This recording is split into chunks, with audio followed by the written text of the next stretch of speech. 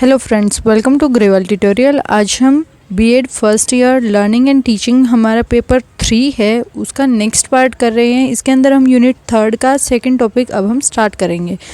आज का टॉपिक हमारा है कंसेप्ट ऑफ ई लर्निंग, कि ई लर्निंग क्या है, ई लर्निंग की अवधारणा क्या है। इस वीडियो के अंदर हम इंट्रोडक्शन करेंगे कि ई लर्निंग क्या चीज़ है, साथ के साथ हम इसकी कैरेक्टरिस्टिक एंड अप्रोचेस के बारे में बात करेंगे। आइए अब हम स्टार्ट करते हैं। Electronic resources is known as e learning, यानी कि जो हमारे इलेक्ट्रॉनिक का सामान है, जैसे कि लैपटॉप, कंप्यूटर, फ़ोन, जिनके थ्रू हम पढ़ रहे हैं, उन्हीं को हम ई लर्निंग कहेंगे, यानी कि इलेक्ट्रॉनिक लर्निंग। की इलेक्ट्रॉनिक चीज़ों की हेल्प से, हम टेक्नोलॉजी की हेल्प से कुछ नया सीख रहे हैं, कुछ लर्न कर रहे हैं, उसको हम क्या कहेंगे, ई लर्निंग। कंप्यूटर का जो इंट्रोडक्शन था वो इसके अंदर सबसे फर्स्ट स्टेप था, जिसकी हेल्प से क्या है, कंप्यूटर फर्स्ट टाइम आए। फिर उसके बाद कंप्यूटर के अंदर जो मशीनरी डेवलप होती गई, धीरे धीरे उसके अंदर जो है चेंजेस आते चले गए। जैसे कि स्टार्टिंग में कंप्यूटर के जो था हमारा पीसी वगैरह थे, बड़ा साइज़ के होते थे कंप्यूटर। आज के टाइम में लैपटॉप है, फ़ोन है, टैब वगैरह हैं, वो बिल्कुल छोटे साइज़ के हैं और हम इजीली उनमें पढ़ रहे हैं। यानी कि जो हमारे इलेक्ट्रॉनिक की चीज़ें थी, कंप्यूटर के आने के बाद से ही ज़्यादा पढ़ाई के अंदर यूज़ होने लगी। आज के टाइम में इन्हीं इलेक्ट्रॉनिक रिसोर्सेज का हमारे लिए क्या है, इम्पोर्टेंस है क्लासरूम के अंदर जब हम लर्निंग करा रहे हैं। आज के टाइम में क्लासरूम जो है कम्प्लीटली बेस हो गए हैं इलेक्ट्रॉनिक लर्निंग के थ्रू, क्योंकि कोविड की वजह से अब 1.5 ईयर से स्कूल वगैरह सभी चीज़ें क्लोज़ हैं, जिसकी वजह से अब लर्निंग कहाँ से हो रही है, वो हमारी इलेक्ट्रॉनिक गैजेट्स से हो रही है। यानी कि हमारी क्लासेस जो है ऑनलाइन चल रही हैं।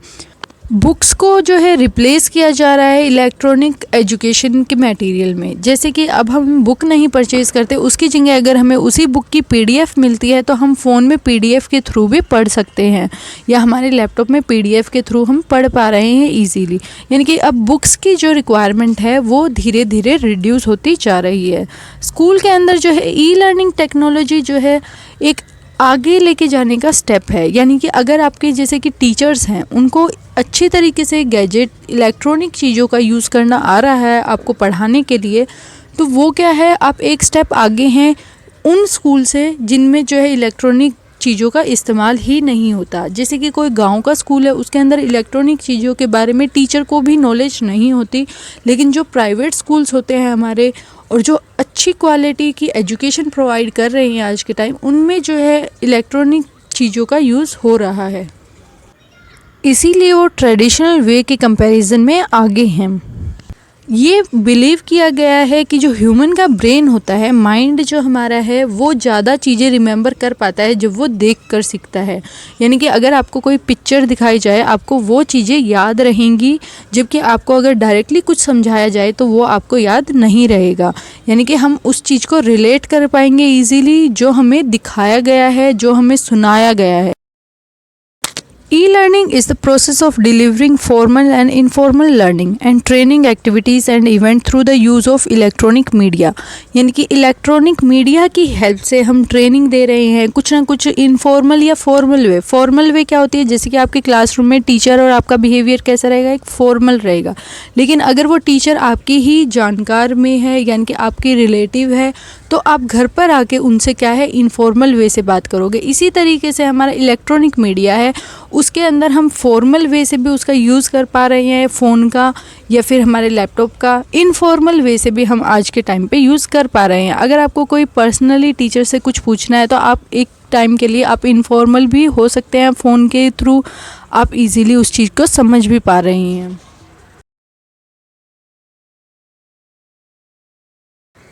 कैरेक्टरिस्टिक्स ऑफ ई लर्निंग, यानी कि ई लर्निंग की क्या क्या विशेषताएं हैं।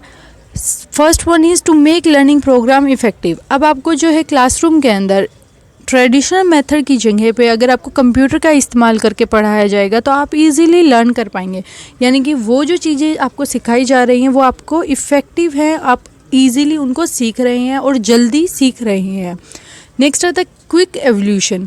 जल्दी से ही हम क्या है, रिज़ल्ट का पता लगा सकते हैं। आपको जैसे कि क्लास में एक वीडियो दिखाई गई, उसके बाद आपसे रिव्यू लिया गया कि आपने इस वीडियो से क्या सीखा। उससे क्या होगा, हम क्विकली एवल्यूट कर पा रहे हैं कि जो बच्चा क्या समझ रहा है, कितना उसको समझना चाहिए था, या कहाँ पर उसकी कमी रह रही है। नेक्स्ट आता है नॉलेज मैनेजमेंट। इसके अंदर हम इलेक्ट्रॉनिक मीडिया का यूज़ करके नॉलेज को भी, जानकारी जो है उसकी भी हम अच्छे से मैनेजमेंट कर पा रहे हैं। जिससे कि अगर हम इलेक्ट्रॉनिक चीज़ों का इस्तेमाल अगर क्लासरूम में नहीं करेंगे तो हमारे जो स्टूडेंट हैं वो पीछे रह जाएंगे एज़ कम्पेयर टू जो यूज़ कर रहे हैं उस टाइम पर। यानी कि हमारी नॉलेज के भी ज़रूरी है, नॉलेज मैनेजमेंट के लिए भी ज़रूरी है कि बच्चे को कंप्यूटर चलाना आए, फ़ोन चलाना आए। आज के टाइम में ये चीज़ें बहुत ज़्यादा इम्पोर्टेंट हो गई हैं। Flexibility and knowledge packed teaching method.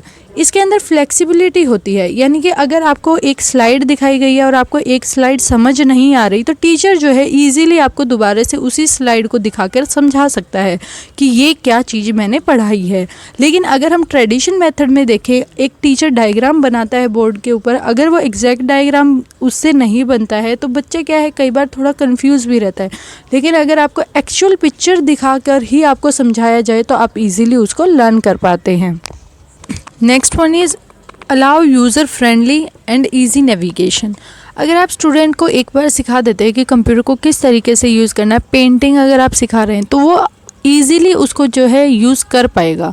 Next होता है ईजी नेविगेशन। अगर आपको कोई सर्च करनी है कुछ चीज़ें तो आप इजीली, जितना आप बुक के अंदर सर्च नहीं कर पाएंगे उतना जल्दी आप क्या है नेट के ऊपर सर्च कर पाएंगे, इंटरनेट के ऊपर, कि किस तरीके से हमें क्या टॉपिक है, आप उसको इजीली देख पाएंगे। Connect through multi sensory interactions. जब भी हम वीडियो देखते हैं, यूट्यूब पर आप वीडियो देख रहे हैं तो वो आपको अलग अलग आपके सेंस ऑर्गन्स को यूज़ किया जा रहा है। जैसे कि जब आप वीडियो देख रहे हैं तो आप आँखों से देख रहे हैं, सुन रहे हैं। अगर आपको कुछ चीज़ें नोट डाउन करनी है तो आप उसको लिख रहे हैं। यानी कि एक टाइम में ही आप अपनी अलग अलग सेंसरी ऑर्गन्स का यूज़ कर रहे हैं, जिसके थ्रू क्या है वो एक साथ कनेक्ट हैं एक दूसरे से। ऐसा नहीं होगा कि आपने अभी वीडियो देखी है लेकिन आप देख अब रहे हैं और सुनेंगे उसको बाद में, ऐसा नहीं होता। हम एक टाइम में जब वो चीज़ें देख रहे हैं तो हम साथ के साथ उसको जो है सुन भी रहे होते हैं, साथ के साथ अपने माइंड में उसके प्रति कुछ ना कुछ हमारी चीज़ें सीख रहे होते हैं।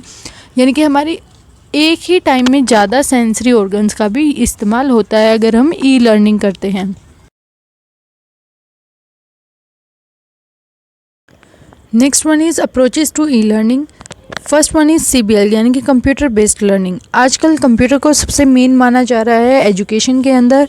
उसी के थ्रू जो है हम कंप्यूटर के ही थ्रू हम नई नई चीज़ों को सीख रहे हैं और इजीली हम क्या है उनको अडेप्ट कर पा रहे हैं और इजीली उनको लर्न कर पा रहे हैं। यानी कि कंप्यूटर बेस्ड लर्निंग हमारी इम्पोर्टेंट है, जैसा हमारा आज के टाइम में इन्वायरमेंट चल रहा है। कंप्यूटर बेस्ड लर्निंग के अंदर हम सॉफ्टवेयर का इस्तेमाल करते हैं, अलग अलग टाइप की सॉफ्टवेयर हार्डवेयर्स का इस्तेमाल किया जाता है, जिनके थ्रू हम अलग अलग चीज़ों को सीख सकते हैं, उनको स्टोर कर कर रख सकते हैं। Next one is CAA computer aided assessment. अब हमें कंप्यूटर के ऊपर सिर्फ हम पढ़ाई नहीं करा रहे स्टूडेंट से, साथ के साथ उनका असेसमेंट भी किया जा रहा है। यानी कि आप उनका टेस्ट भी ले सकते हैं। जैसे कि अभी ऑनलाइन क्लासेस चल रही हैं तो ऑब्जेक्टिव टाइप टेस्ट जो हैं ज़्यादा लिए जा रहे हैं स्कूल्स के अंदर भी और कॉलेज वगैरह के अंदर भी। यानी कि आप इजीली उनसे असेसमेंट जो है आप ले सकते हैं और टाइम टू टाइम आपको असेसमेंट जो है पता चलती रहेगी, उसको इजीली आप एवल्यूट कर सकते हैं। उसके अंदर भी हम क्या है कंप्यूटर का यूज़ कर रहे हैं।